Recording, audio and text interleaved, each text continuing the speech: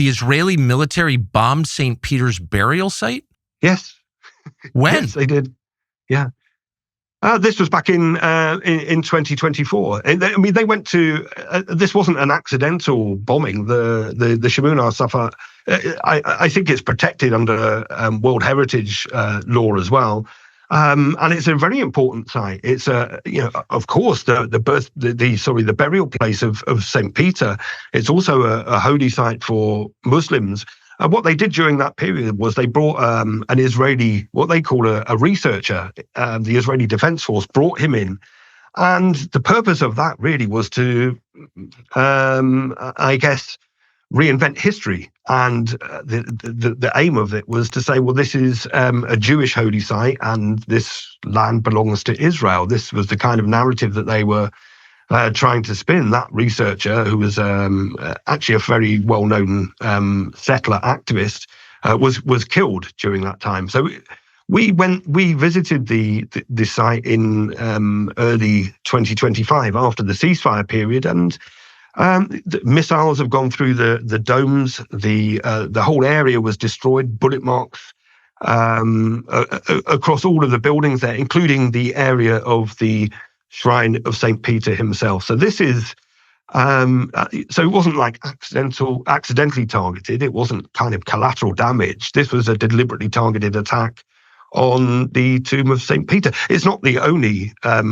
church or religious building that has been attacked. Of course, we were in a place called Dergaya, and this is a Greek Catholic church.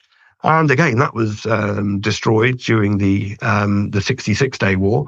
They killed 8 people that had taken shelter inside there. A lot of those were emergency workers, the civil defense team, and they'd taken shelter in there, and they bombed it to oblivion. It was completely destroyed. And again, in Yarun, this is another border town, and there are 2 buildings there. There's the Imam Ali Mosque, which is a very well-known mosque in the south of Lebanon, but there was also the Church of St. George. And St. George, of course, the patron saint of England, and this was a Catholic church, and they're very close by each other.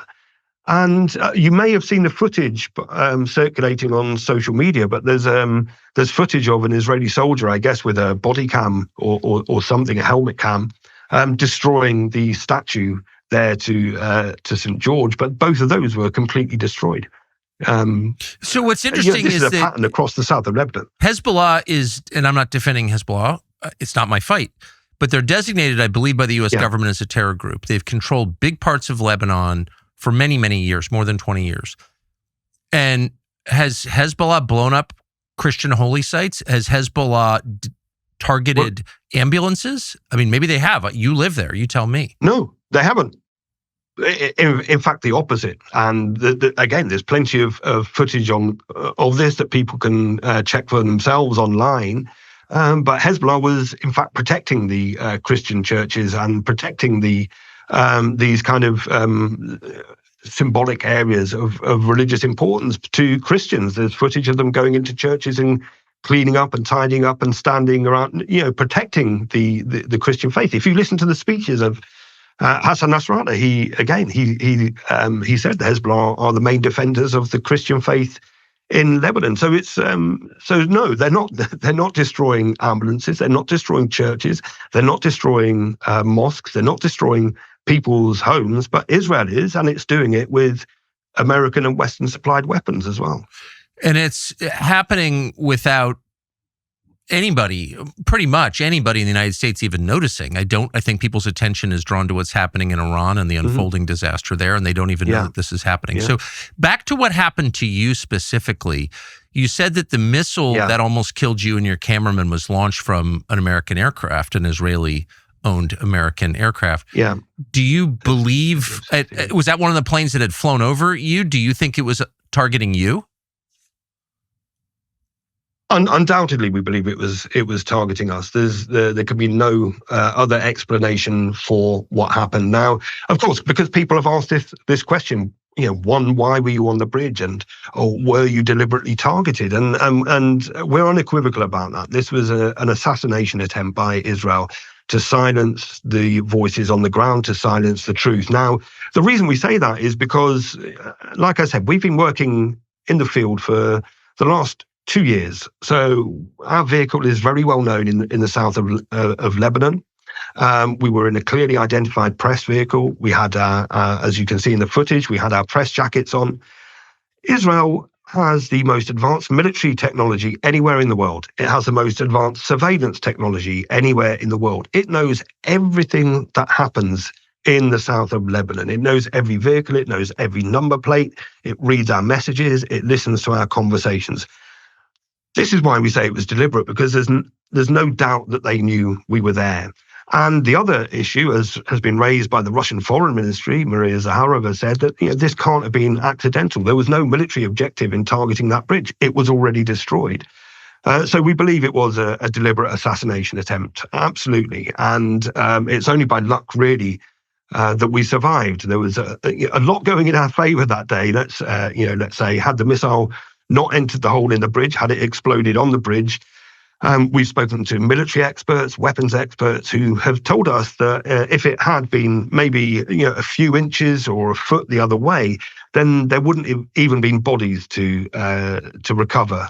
We'd have just been incinerated. These are incredibly powerful munitions that they were using, and there was no military objective, as I've said, in targeting the bridge. So we say that we were deliberately targeted by the Israelis, without a doubt. So what, I mean, because you are a Westerner, you do have a certain advantage. I mean, you're an English-speaking Westerner from the British Isles, and you're on television. So you're the subject of an assassination attempt by a supposedly Western government, one that's armed by Western governments. What's your recourse? What do you do after they try and kill you, but they fail?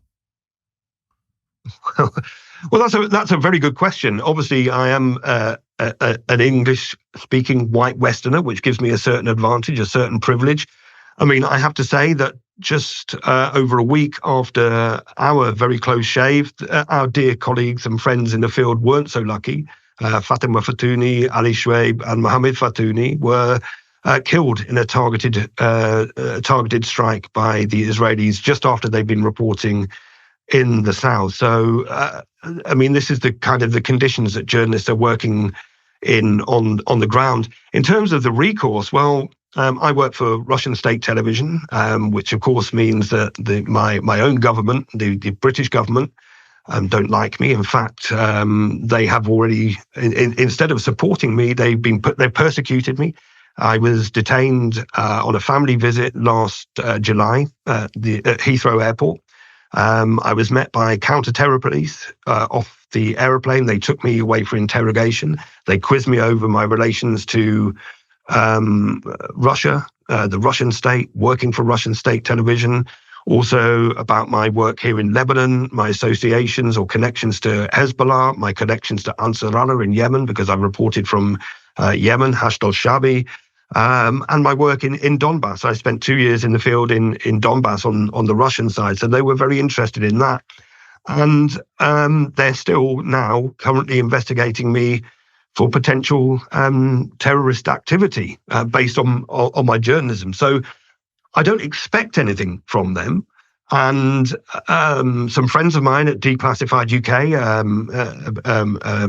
British media organisation, well, they inquired. They asked the British government for comment after this assassination attempt, and they just simply said, and I'm summarising here, paraphrasing, that they said something along the lines of, the Foreign Secretary has given Britain's position on the Middle East in a statement to the Commons on Tuesday.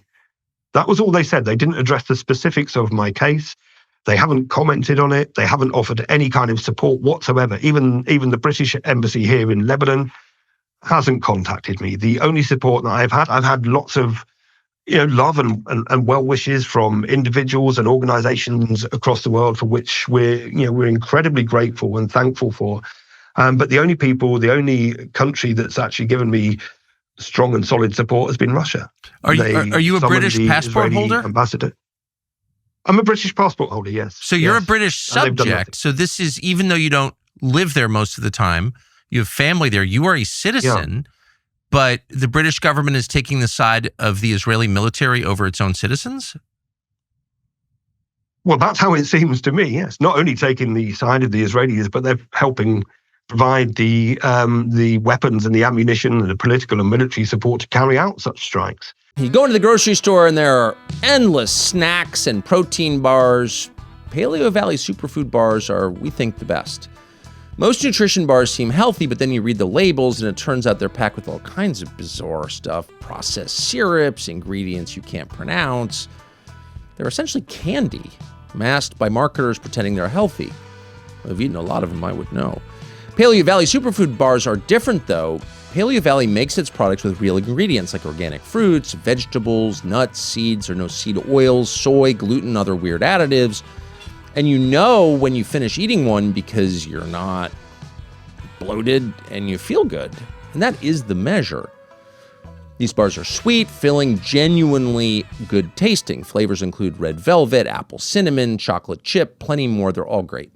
If you're trying to clean up your diet but need something convenient to grab, these are a solid option. Give them a try at paleovalley.com. Use code Tucker at checkout for 20% off your first order. paleovalley.com, code Tucker, 20% off your first purchase.